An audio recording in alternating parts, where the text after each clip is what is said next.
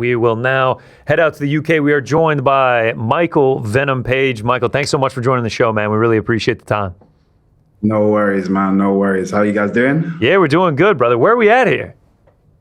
At home. Oh, nice, man. Nice. I like the background. The walls for a second kind of confused me. I thought we were in like a bathroom stall or something like that. Yeah. No. It looks good, though, man. Thanks so much for joining us. This weekend, we got Total Combat 3 going down in Liverpool. Just announced you can watch it on ITVX in the UK. Exciting stuff for you, man. Why should the people be tuning in this weekend?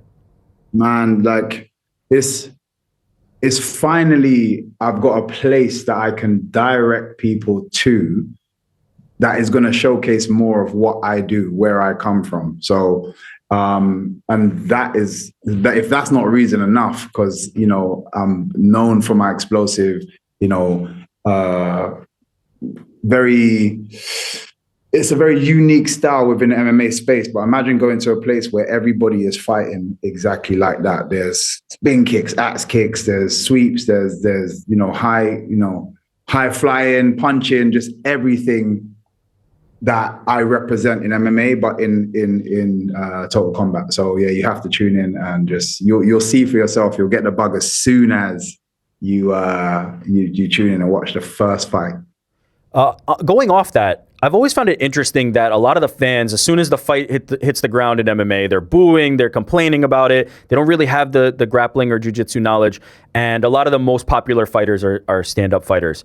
Why do you think like pure striking leagues, kickboxing in particular, haven't really like taken off to this point if that fan base who hates it when it goes to the ground had an avenue to watch this before?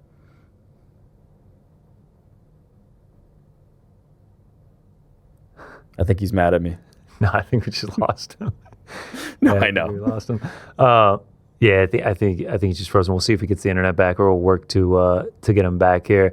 Nice crib for Michael Venom Page. Yeah, shout out. Someone in the chat said Arkham Asylum. Shout out. Why? I don't know. I think I also did him dirty with the bathroom thing. It was the way the box was. It looked like I got that. Like I got that. The walls. color too. It's the color. You know, I feel bad. All right, we'll effort on getting MVP back here. I don't know how we watch it in the US. I was going to ask him that. Yeah. The ITVX in UK is where you're going to be able to watch it, but stand-up affair, it's kind of like akin to like a UK karate combat. Yeah, as I was trying to ask him, I really love like kickboxing. I was working with Glory for a long time. Stars like Israel Adesanya and Alex Pereira, stars from MMA, we're fighting in these leagues. Rico Verhoeven, right? A name that's on the tip of everybody's tongue now that he retired from kickboxing.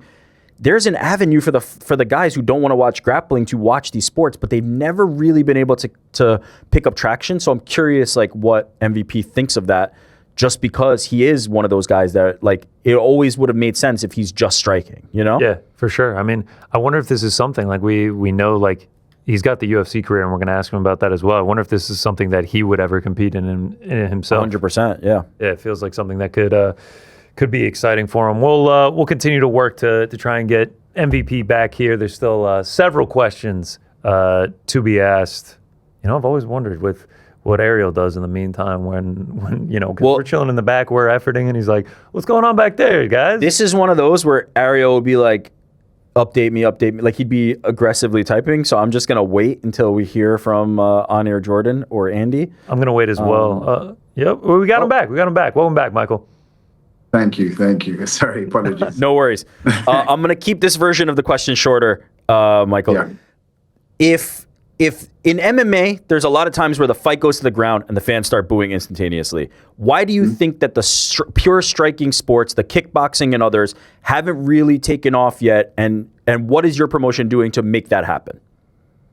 I think it's in the style of the striking, because like you say, the UK it's interesting one. The UK is a bit more of a striking country, so I'm surprised that there hasn't been a show. But I feel like it needed to be the right show, something that brings something slightly different and have the right team to push it forward. The guys that I'm working with are guys that I used to compete against. We are all athletes. We all understand the frustrations of being an athlete, and we're trying to fix and course correct those things, as well as our style just being a very entertaining style to watch anyway. So that in itself will help with the viewership of people tuning in and just straight away being wowed with what they see, but then also the actual promotion, the guys behind the promotion, and what we're doing to push and make it bigger and better is the right team right now.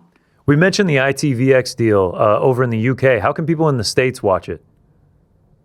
In the States, to be fair, I think we had a channel. I need to confirm. It's just that we've been working with ITV. There's been so much going on, but I need to confirm about how the guys in the States can watch it. I'm not sure off the top of my head. I did see you guys have a YouTube channel, and you guys streamed the first two. This being Total Combat 3. So potentially the people here in the States will watch it there. Potentially it'll be the YouTube channel again, but I just want to make sure, because we're now working with the ITV. It's difficult when you're working with a big brand. So in terms of what you can and can't do, but the likeliness is it's probably going to be on the YouTube channel, so people can still from outside of the UK tune in and see the exciting fights. Can you speak to any of the details of how the ITV deal came together and what that means for like how you're going to be able to expand and grow the awareness for this product? It was an interesting one. Again, it's just about connections. But I've spoken to and worked with a few guys in the ITV space. Same with some of my partners. We had a conversation initially about it. They were happy to at least do one event, which was our last event. And we did, like, numbers-wise, we did really, really well. And they were happy with it, so we just continued conversations from there. And they were like, "Okay, let's do like a few more shows, a bit more of a package deal, and then again see how it goes, see how how the fans respond to it, the support that we get, and then it's a big deal for us being so young, but it's a great partnership to have so early. I'm just looking forward to proving what I know this monster is, and then just going on to just continue growing that and expanding. Let's go over to your fighting career. You got a matchup against Sam Patterson at UFC London. When you posted the announcement, you put the shrug emoji. We've seen you in some interviews kind of being like, yeah, it confused me with the matchmaking. We didn't really understand it when we saw it. We were like, that's a bit of a weird one. How did this one come to be? The easiest thing to say is I've been asking for a lot of different fighters, not really getting the responses, and was kind of not panicking, but more kind of like with a bit more urgency when I'm speaking to the UFC, like, well, what's going on? Like, who am I going to be fighting? And we had a few back and forth, and we just kind of pushed a ton of names over, like names that we didn't really consider before, because it wasn't the high level names, but we're just kind of like, which one of these type of guys are you looking for? Because it doesn't seem to, the names that we're sending over doesn't seem to be getting any responses. And then again, it was just a lot of waiting time, and then Sam, I guess, stepped up to the plate and wanted to fight. But yeah, it's an unusual one, but either way, I'm excited to just be back in the cage. I'm glad I got a fight. I'm glad I didn't miss out on the opportunity to fight back in the UK, because I think a lot of people wanted me to be there. And I'm excited to just put on a show. So it's for me a slightly weird one, but I'm gonna go and do what I do best, put on an amazing show, and then hopefully progress to a bigger name again after that. Yeah, and obviously I think a lot of fans are excited to see you back as well. Were those names welterweight names? Because obviously you're returning to welterweight after a little bit of a stint at middleweight. Is this like the division that you want to be in? Is this where you're hoping to, after the Sam Patterson fight, advance and continue and chase toward a title? Is it middleweight? Are you open to all the different options? Like, where does this fight put you if you're successful? The whole game, even when I took us the first fight with Shara Bullet, it was very spare of the moment, opportunistic. Oh, look, he's calling out my friend. Let me go and intervene and see if he bites. He did. We took the fight. I felt stylistically it was a good fight for me, even though I had to go up. I had to go up a weight to do so. But that was supposed to be a one-off. Then I was like, okay, look, let me get back to the welterweight. Again, I wasn't really hearing that much traction from the welterweight division in terms of people excited to fight me. So, I asked to, I'm happy to stay. If the fight's right, I'm happy to do another middleweight fight. Another middleweight fight came about. I said exactly the same thing. I was like, I still want to go back to welterweight. But we also did send names at middleweight. I was just eager to just get a fight. It had nothing to do with who by a certain point. It's just like, just give me somebody. I want to be, it's difficult in the gym to push your body and mentally kind of lock in the gym when you don't have a target at the end of it. So I was just really wanting to push just to have a name. And then again, we're here now. So for me, I'm excited just because I have someone to work towards. It means just how I train in the gym is so much. It's way more different mentally, and how I can push myself. So yeah, I'm excited. But yeah, the process has just been. I want to be at welterweight because I feel like that's a better weight for me. But again, I'm just about exciting fights. If there is an exciting fight for me to have, I'll do it anywhere.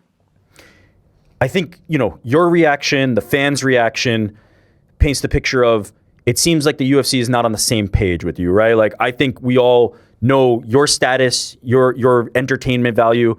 Why do you think they are not giving you those specific names, those fights at the moment? Is it timing? Is it something else? Like, why do you think that you're not in position to take those names and you are fighting Sam Patterson? In all honesty, I couldn't answer that. I'd be the wrong person to ask because I feel like I'm in the same position as everybody else, kind of questioning why this is even happening this way. So could only guess, but it'd probably be a bad guess. So I'm not sure. Either way, this is where I'm at the moment. This is the cards that have been laid in front of me. So I just gotta go. I just gotta work to get big knockouts, try and impress, try and put myself in a position to demand what I really want. I wanted to ask you, with your ties to the UK, some of the biggest news last week was Conor Benn signing with Zuffa Boxing. What was your reaction when you saw him going over and the price tag attached with it? I feel like everyone's trying to get me in trouble here. Yeah, it's not something that I'm happy about. So what I would say is, when the announcement of the Paramount, big money partnership came, people was asking me, how do you, excited about this? And my answer was, well, what does that mean for the fighters? Until we understand how that's going to translate to the fighters, there's nothing to really be excited about.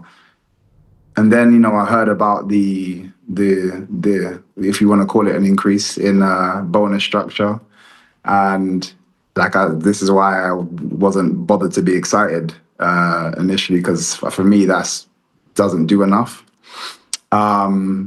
comparatively to the amount of money that they've just brought in for themselves, and then to see. Obviously, Dana White, he's always been quite excited about going into the kind of the boxing world and kind of doing other things like the slap fighting and all that kind of stuff. But then to see it and how quickly he values people away from, how highly he values people away from the sport that kind of built his reputation. It's just upsetting, to be fair. It's disappointing more than anything. And that's probably all I'll say on that. Yeah, and that's totally fair. And please, we don't want to get you in trouble, but I do just think, in this current environment and in this atmosphere, we're now starting to see other fighters react to it, right? Earlier in this show, we actually played Sean O'Malley kind of reacting to it, and the idea that now there's like this price tag out there that is floating. Do you feel like maybe there's an opportunity to get some of that? You mentioned saying, I'm going to sit back and wait and see what this means for the fighters. Does this give you some kind of leverage or opportunity to say, hey, I think my worth is this?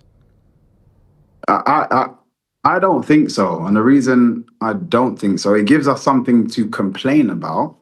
But in all honesty, I think if you couldn't see the value of your fighters prior to this, and then you slap a price tag on, I love Conor Benn, but he's nowhere near the best in his field. Like, I think he's a great fighter. I love watching. He's an exciting fighter, but he's not the best in his field in terms of his weight division and so on and so forth. He's still got yet to prove. He's got a lot to prove still within the boxing world. And you slap that price tag on him. I understand leverage in terms of his position at the moment. Again, maybe it's because of the competition with Eddie Hearn. He's got a bit of a, back and forth with him.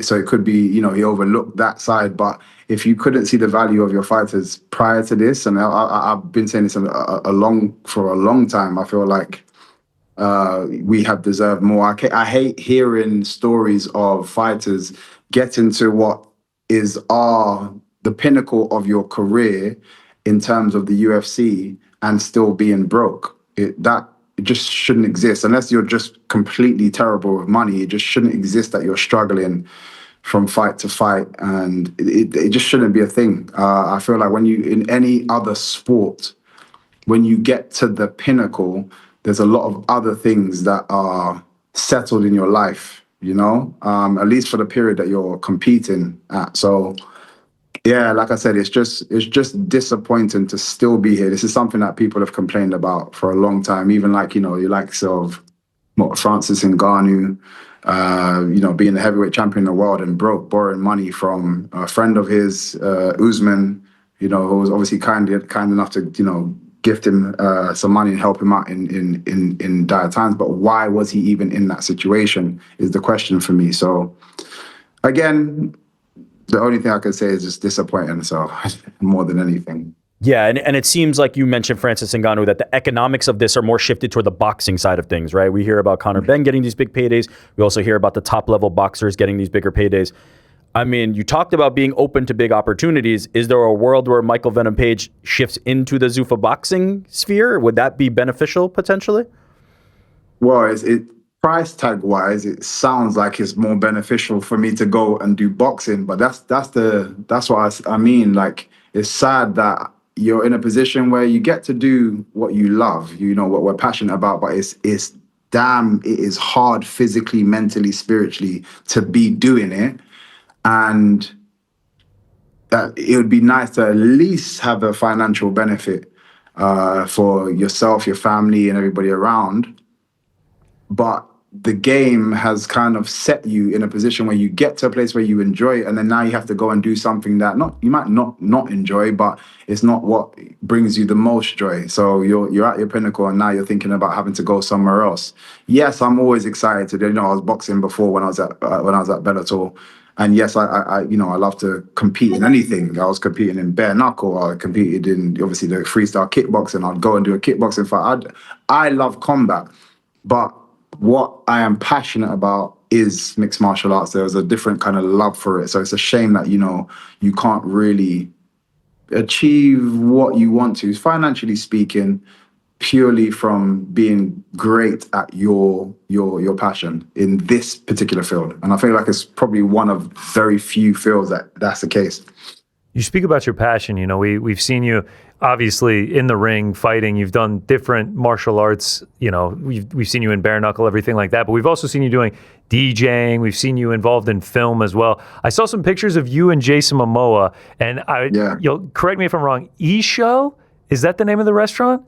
So Eggshell. Eggshell. Like saying eggshell, Eggshell. Okay, and now do you own this place? What is your stake in this restaurant? I'm an investor in the local space. We're just about to open, I think, September time, around that kind of time, in Dubai as well. So we're going to have another branch over there. We're looking at a few other spaces in like the prime spots of London. But if you guys are ever over here, please, you have to. The food's, and I'm biasly speaking, the food is amazing. So the vibe is great. I was deep on the website. The website's beautiful. I was looking at the menu. I love getting to try new restaurants. So I was like, man, how did MVP get involved in this? Like, do you just love food? Is that how this was born?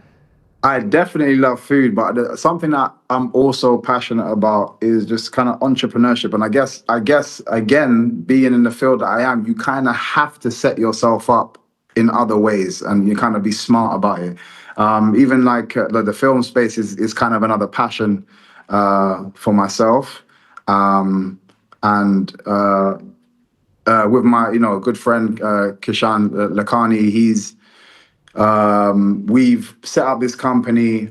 We put out. We've done 2 short films. We're doing a documentary on myself in terms of starting from when I signed to the UFC and then my journey. But our first film has already been nominated for a Beverly Hills Festival as well. So, if I'm doing something, we aim to do it well. And again, when you guys get a chance to go to the restaurant, you'll understand what I mean as well from that point. So yeah. I feel like that's just another part of me. I love creating things. I'm a creative person. This is why I like walkouts. It's not just about the fight. It's about creating the whole picture.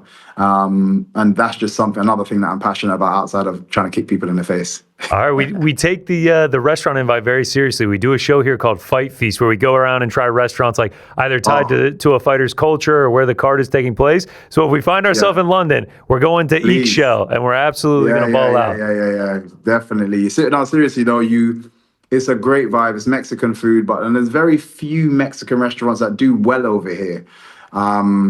So it's a great space. You go in there, you do feel like you've been just warped to Tulum, and this gives you that vibe.